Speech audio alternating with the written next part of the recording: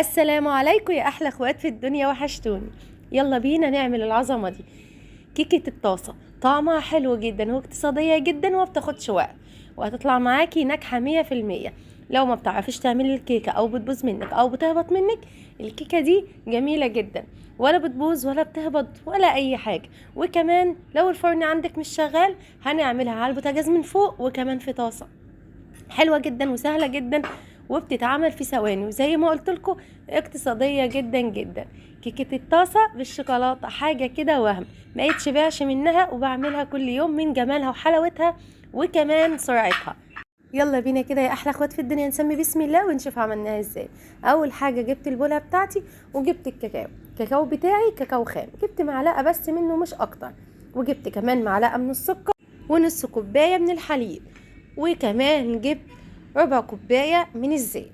ده كده هنعمل الصوص الشوكولاته بتاعنا، طعم بجد جميل جدا. وهبدا اضربه بقى بالهاند بلندر في الخلاط، نقدر نضربه كمان بالمضرب اليدوي لو حابين، زي ما يعجبكم. هو سهل جدا، المهم نعم كل الخليط بتاعنا وما يكونش فيه اي حبيبات خالص للسكر ولا الكاكاو. طبعا مستخدمه كاكاو خام زي ما قلت لكم. هنا بقى ركنت الصوص بتاعي في التلاجة على جنب كده، وبدات بقى اجيب الطاسه بتاعتي ونزلت على طول ببيضه ونص كوبايه من السكر ونص كوبايه من الحليب. كل ده في الطاسه اللي هنشتغل فيها، يعني اقتصاديه حتى في ولا مواعين ولا صواني ولا فرن ولا اي حاجه. وهبدا بقى بالمضرب كده اليدوي، ابدا اخلط كل الخليط بتاعي الجميل ده كويس جدا. مش عايزه اي اثر خالص للبيضه بتاعتي. شفتوا سهله ازاي؟ مفيش اسهل منها. طبعا نقدر نزود الكميه ونقدر نقلل زي ما احنا حابين. هنا بقى انا حطيت ربع كوبايه من الزيت، طبعا اي نوع زيت انتوا حابينه بس ما يكونش ليه اي روايح. وابدا بقى اقلب كل الخليط بتاعنا. انا ما حطيتش الزيت الا لما البيضه بتاعتي اختفت تمام. نزلت على طول بربع كوبايه من الكاكاو، زي ما قلت لكم انا مستخدمه كاكاو خام. وبدات اقلب كل الخليط ده كويس جدا. ما تخافوش مش هتلزق معانا خالص.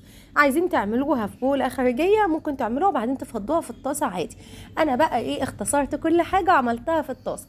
اللي هسوي فيها هي اللي بحضر فيها، يعني مفيش اسهل من كده. زي ما قلت لكم هي اقتصاديه في كل حاجه، بس نتيجه هايله بجد هتعجبكم جدا. هنا بقى نزلت بالدقيق بتاعي بكوبايه من الدقيق، والدقيق ده متخصص للكيك عشان تطلع معانا كويسه. لما نعمل لو تطلع معانا هشه كده ومش مكتومه، وتطلع معانا التسويه بتاعتها مظبوطه، وكمان لون قوام طعم كل حاجه، لازم نجيب الدقيق المتخصص بتاع الكيك بتاعنا. هنا نزلت بكوبايه وبدات ان انا اقلب. طبعا الدقيق يختلف عن التاني، يعني كل نوعيه بتختلف عن التاني. انا حطيت الاول كوبايه وبعدين رجعت حطيت كوبايه كمان، وحطيت معلقه صغيره من البيكنج باودر.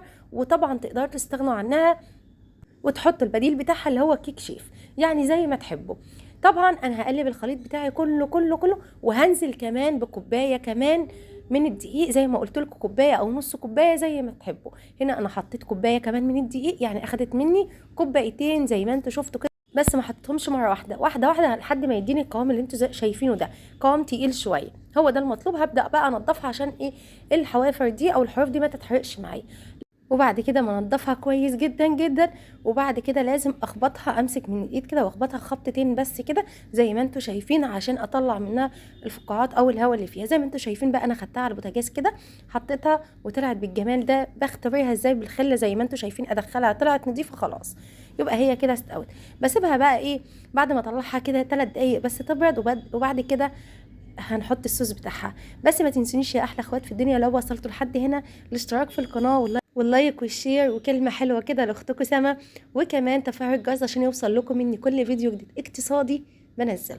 هنا بقى انا شلتها من الطاسه بكل سهوله. بصوا عجلنا في الطاسه، يعني عملنا كل التحضيرات في الطاسه وطلعت برده جميله مش لازقه خالص، وكمان طلعت بكل سهوله ومستويه واسفنجيه خالص. ونقدر نعملها على فكره كده زي ما انتم شايفين، ونشيل بس الوش الخارجي بتاعها ونعمل منها كذا حاجه ونعملها احلى تورتايه لو الحلويات ما بتنجحش معاكم او التورت ما بتنجحش معاكم.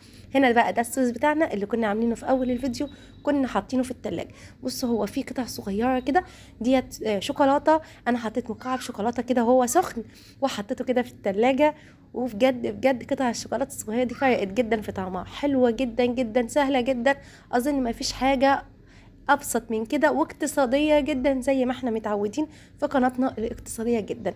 دايما بتشجعوني وبتخلوني اجيب لكم كل الوصفات واعمل لكم كل الوصفات الاقتصاديه، وربنا يخليكم ليا على كلامكم الحلو وتشجيعاتكم ليا، وان شاء الله مكملين مع بعض وصفاتنا الاقتصاديه جدا جدا. واي حد عايز اي حاجه يكتب لي في التعليقات او يكتب لي على الخاص وانا هعملها لكم على طول. ربنا يخليكم ليا وتسلموا لي على كلامكم الحلو. يا رب يكون الفيديو عجبكم ويكون سهل وبسيط، وكمان النتيجه بتاعته هي